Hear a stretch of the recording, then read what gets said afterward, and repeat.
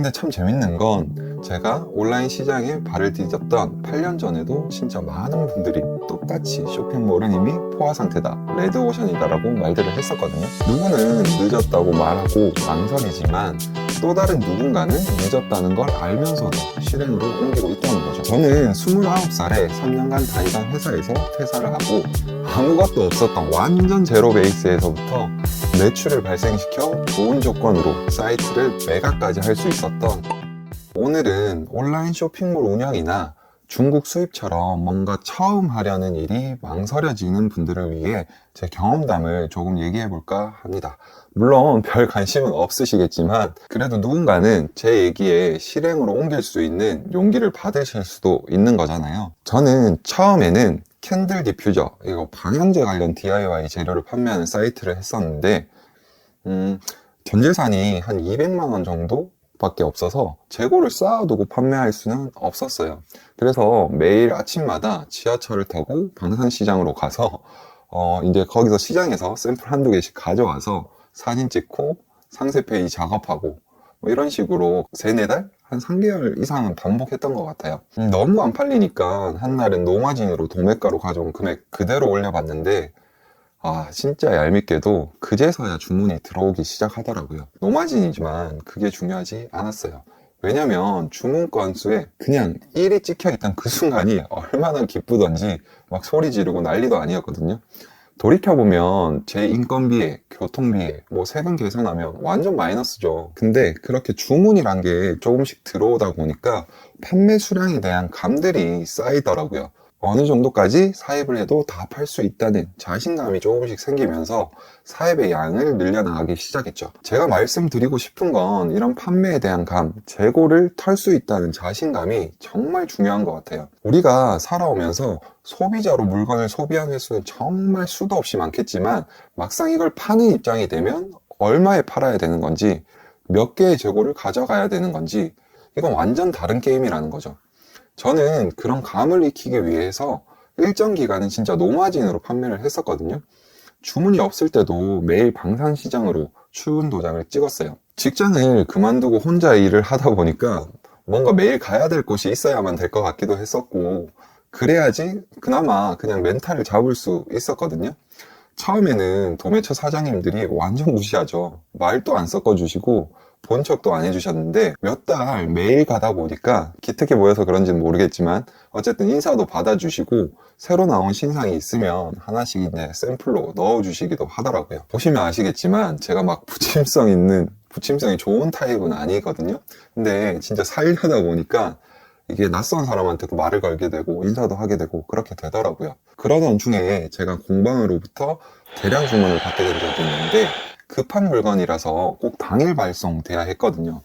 물건을 받으려고 사장님께 연락을 드렸더니 방산시장 지하창고에는 그만큼의 재고는 없고 김포 쪽인가 물류창고에 있다고 하셔서, 그럼 거기서 물건을 제가 직접 받아도 되냐고 여쭤봤더니 사장님이 흔쾌히 그렇게 하라고 하시더라고요. 그렇게 처음으로 물류창고라는 걸 보게 되었는데 200평 정도 되는 물류창고가 3동인가 4동 이렇게 있었던 것 같아요. 렉에 올려져 있는 팔레트에 차곡차곡 쌓여 잘 정리된 재고들을 보니까 그 창고가 얼마나 부럽던지 돌이켜보면 진짜 그 순간이 제가 사업을 키워야겠다고 다짐했던 계기가 되었던 것 같아요. 매일 출근하던 시장에서 기동형했던 정보를 가지고 중국 이후에서 물건이 들어온다는 걸 알게 되었고, 그때부터 중국 수입에 대해서 찾아봤어요.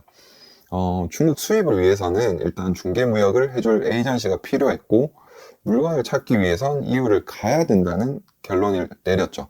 그때부터 이것저것 정말 많이 알아봤던 것 같은데 결국 수소문 끝에 아시는 분의 도움을 조금 받아서 에이전시 연락처를 받게 돼서 무작정 중국으로 가게 된 거죠. 중국에 한 번도 가본 적도 없었고 중국어도 못하지만 지금 생각해보면 진짜 좀 많이 무모했던 것 같은데 그 무모함이 지금의 사업을 있게 한 것 같기도 합니다. 그때만 해도 지금처럼 1688에서 주문하는 게 아니고 이웃 시장이란 곳을 직접 돌면서 수입할 물건을 찾아야 됐거든요.